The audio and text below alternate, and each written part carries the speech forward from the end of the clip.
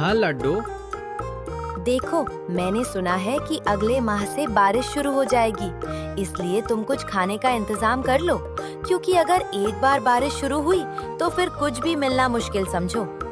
हाँ लाडो, तुम कहे तो ठीक रही हो, लेकिन मैं खाने का इंतजाम कहाँ से करूँ? हमारे पास तो छोटा सा खेत है जिसमें हमने कुछ लगाया भी नहीं है, और अगर मैं किसी दूसरे के खेत में दाने लेने गया तो वह तने मारकर भगा देगा कि बांझ का आदमी मेरे खेत में आ गया। भीमा की ये बात सुनकर लाडो बहुत दुखी हो जाती है और उससे कहती है, मैं समझती हूँ जी आपका दुख, लेकिन अगर हमने कुछ खाने के लिए इकट्ठा नहीं किया तो हम बारिश के मौसम में भूख से मर जाएंगे। हाँ, सही कह रही हो लड्डू। इस जंगल में कोई भी हमारा साथ नहीं देगा, क्योंकि सभी हमें अभागा समझते हैं।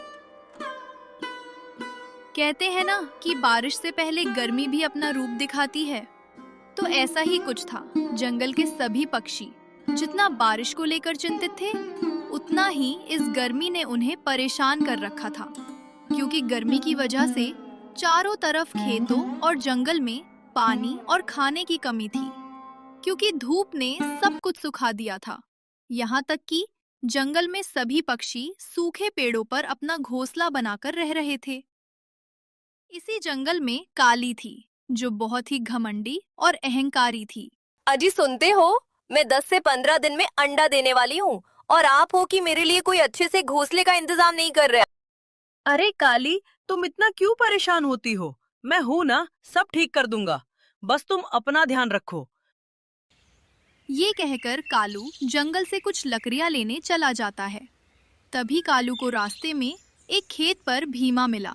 वो भीमा को देखकर बोला, अरे भैया भीमा, तुम यहाँ कैसे भटक रहे हो? भाई कालू, बारिश के मौसम से बचने के लिए खाना इकट्ठा कर रहा हूँ। तुम्हें शर्म नहीं आई कि दूसरों के खेतों में दाने लेने चले आए?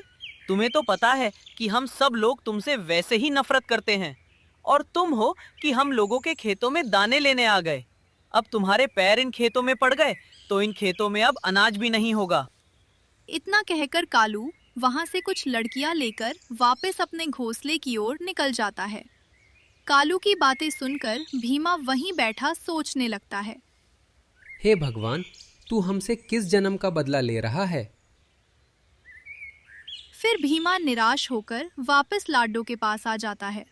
भीमा को निराश देखकर लाडो उससे बोलती है, क्या हुआ जी, आप इतने उदास क्यों हो? कुछ नहीं लाडो, वो कालू मिला था। फिर वो लाडो को सारी बात बताने लगता है। उसकी ये बात सुनकर लाडो उससे कहती है, आप एक काम कीजिए, रेनू मौसी के पास जाइए, वही अब हमारी मदद करेंगी। लाडो की बात मानकर भीमा रीनू मौसी के पास गया। रीनू मौसी जो जंगल की सबसे बुजुर्ग और समझदार चिड़िया थी। भीमा मौसी के पास पहुंचकर बोला, मौसी, हम बहुत परेशान हैं। पूरे जंगल में सभी हमसे अलग रहते हैं और वो सभी हमें अभागा मानते हैं। मौसी, बेटा, मैं समझती हूँ तेरी मजबूरी, लेकिन मैं भी उन सबको नहीं समझा सकती। लेकिन तू ये बता, मैं तेरी क्या मदद कर सकती हूँ?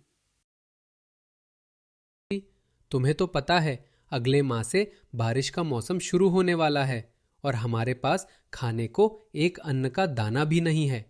इसलिए आपसे प्रार्थना है कि मुझे कुछ खाने को दे दो। उसकी ये बात सुनकर रीनू मौसी बोली, भीमा, बेटा भीमा, मेरे पास ज़्यादा अनाज नहीं है, लेकिन मैं तुम्हें कुछ अनाज के दाने और अच्छी सलाह दे सकती हूँ, जिससे तुम्हारे बारिश के दिन ठीक से कट जाएंगे। हाँ मौसी, बताइए आप।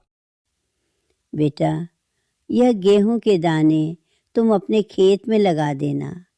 1 से 2 माह में तुम्हारी खेती भी पूरी हो जाएगी और तुम्हारे पास पर्याप्त अनाज भी हो जाएगा। भीमा उन दानों को लेकर अपने घर आ जाता है और लाडो को सारी बात समझता है। फिर अगले दिन लाडो और भीमा दोनों खेत में जाकर गड्ढे खोदते हैं और उसमें गेहूं के दाने लगाते हैं। उधर जंगल में सभी पक्षी अपने अपने घोंसलों में आराम कर रहे होते हैं। फिर कुछ दिन बाद, अजी सुनते हो, अब हमें अपनी फसल काट लेनी चाहिए, नहीं तो कुछ दिनों में बारिश आने की संभावना है। हाँ, सही कह रही हो लाडो। हमें आज ही फसल काट लेनी चाहिए। अगर बारिश आ गई तो सब बर्बाद हो जाएगा। फिर वो दोनों अपने खेत की ओर निकल जाते हैं और वहां पहुंचकर सारी फसल काट लेते हैं और जो भी गेहूं निकलते हैं उन्हें लेकर अपने घर आ जाते हैं। तभी उनके पास रेनू मौसी आती है और उनसे कहती है, लाडो, आज काली ने अंडा दिया है, जिस कारण गांव के सभी पक्षी उसके पास जा रहे हैं। तुम भी चलो। मासी की ये बात सुनकर वो दोनों बहुत खुश हुए और काली के लिए गेहूं की कुछ बालियां लेकर जाने लगे। जैसे ही वो काली के पास पहुंचे, हे भगवान, कहाँ से आ गई ये बांझ? इससे मेरी और मेरे अंडे की रक्षा करना। मैंने तो इस कलमुही को बुलाया तक नहीं था। उसकी ये बात सुनकर पास बैठे सभी पक्षी लाडो की ओर देखने लगे। बहन काली, मैं तुम्हारे पास किसी गलत मकसद से नहीं आई थी। मैं तो सोच रही थी कि अगले माह बारिश शुरू होने वाली है और तुमने अभी अभी अंडा दिया है, तो इसकी देखभाल के लिए तुम्हें कुछ खाने की जरूरत होगी। तो मैं तुम्हारे लिए ये ताजी गेहूं की बालियां लेकर आई थी। गेहूं की बालियां मुझे नहीं चाहिए कलमुही। पता नहीं तो इनमें क्या मिलाकर लाई होगी। जा, ले जा अपनी बालियां। उसकी ये बात सुनकर लाडो और उसका पति उदास होकर अपने घर लौट आते हैं। देखा तुमने लाडो, हम तो उसका भला करने गए थे, लेकिन उसने हमें ही गलत साबित कर दिया। हाँ जी, आप ठीक कह रहे हो। फिर अगले दिन चारों तरफ घने बादल छा गए और आसमान में तेज तेज बिजली चमकने लगी। साथ ही बारिश भी बहुत तेज होने लगी। बारिश को होते होते 2-3 दिन ऐसे ही निकल गए, जिस कारण कालू और उसकी पत्नी के पास खाने की कमी होने लगी।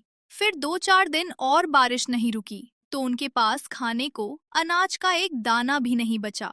तब उन्हें लाडो के द्वारा लाए गए गेहूं की बालियां की याद आई। लेकिन अब क्या ही हो सकता था।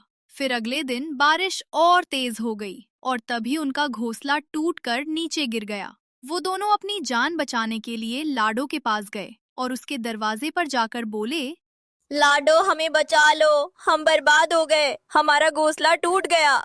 उसकी ये बात सुनकर लाडो ने उन्हें अंदर बुला लिया। फिर उन दोनों ने लाडो को सारी बात बताई। उनकी बात सुनकर लाडो ने उन्हें एक कटोरी गेहूं खाने के लिए दिए।